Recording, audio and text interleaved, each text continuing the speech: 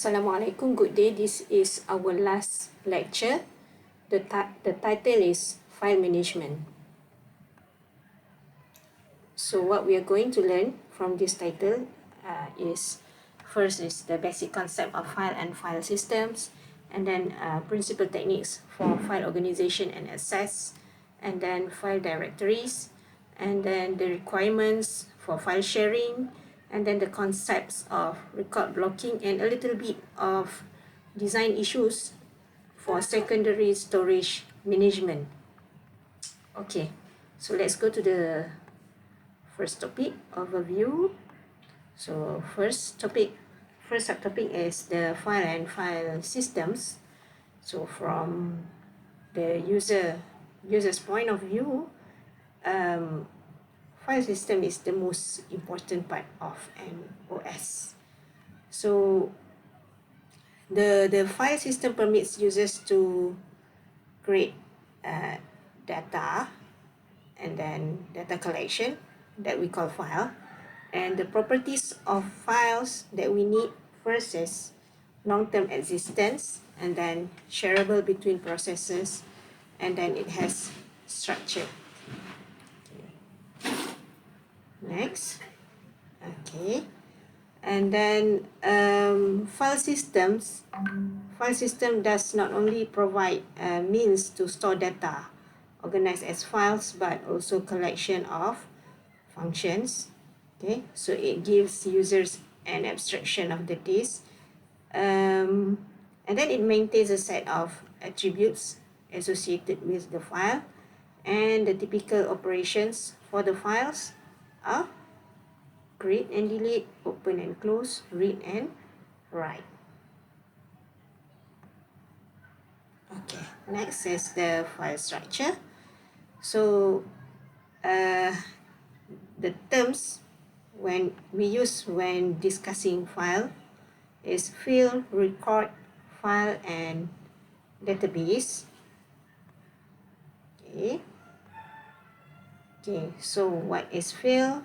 Field is the basic element of data which contains a single value of a fixed or a variable length.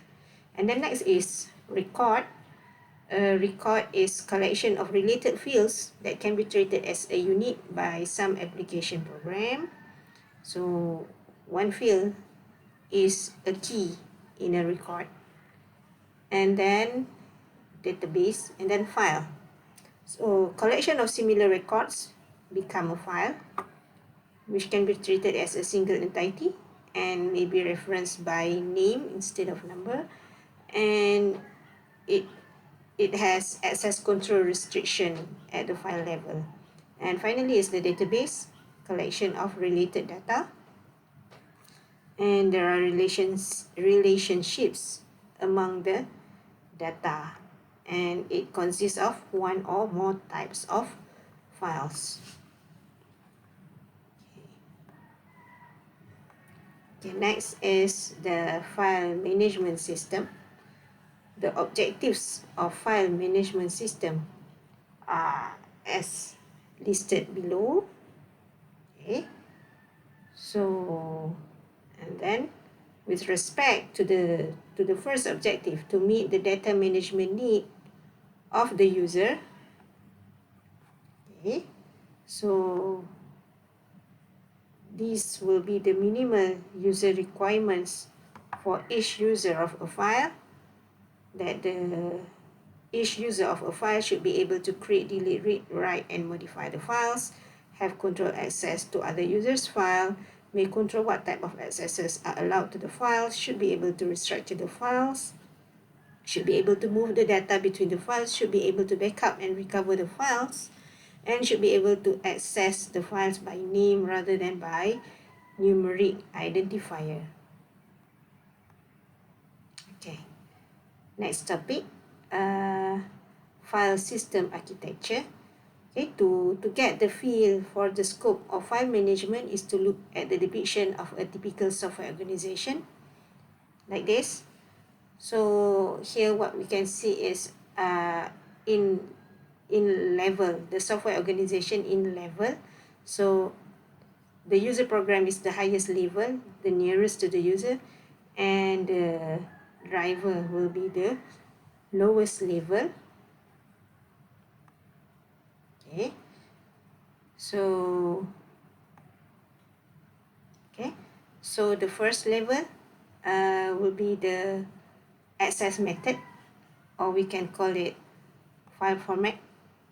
Here, this one is the file format or the access method, and then next is logical I/O, logical input output, and then basic input output supervisor, and then basic file system, and the lowest will be the device drivers, the disk device driver and the tape device driver. Okay, so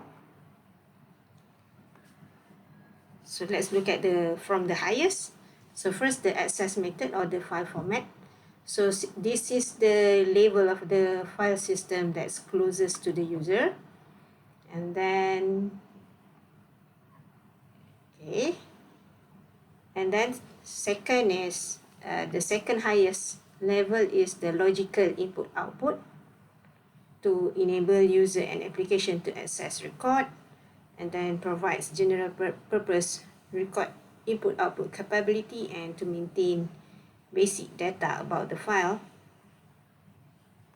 Okay, and then the logical I/O is interface between the logical command issued by a program and the physical details required by the disk. Okay, and then the third level from the top will be the basic input output supervisor, which is responsible for all file input output initiation and termination. So it is part of the operating system. And then lower level is the basic file system, also referred to as physical input output level, also considered part of the operating system. And finally, the lowest level is the device drivers. Okay, so and it's also usually considered as part of the operating system.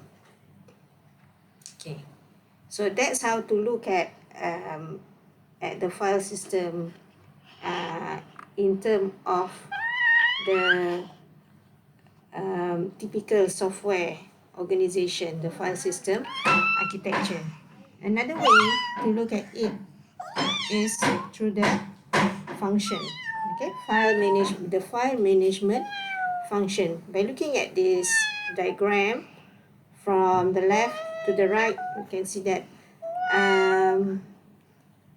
starting from the left, the file management concern is related to the user and program commands, the directory management, operation finding, user access control, file structure, access method, and file manipulation functions. And then going to the lower level, the operating system will concern about the records, okay, and then the blocks in main memory buffers, and then the scheduling, input output, file allocation, and then the physical blocks in secondary storage, and then the free storage management.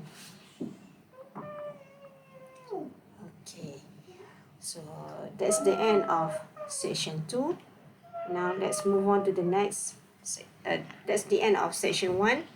So now let's move on to the section 2, file organization and access.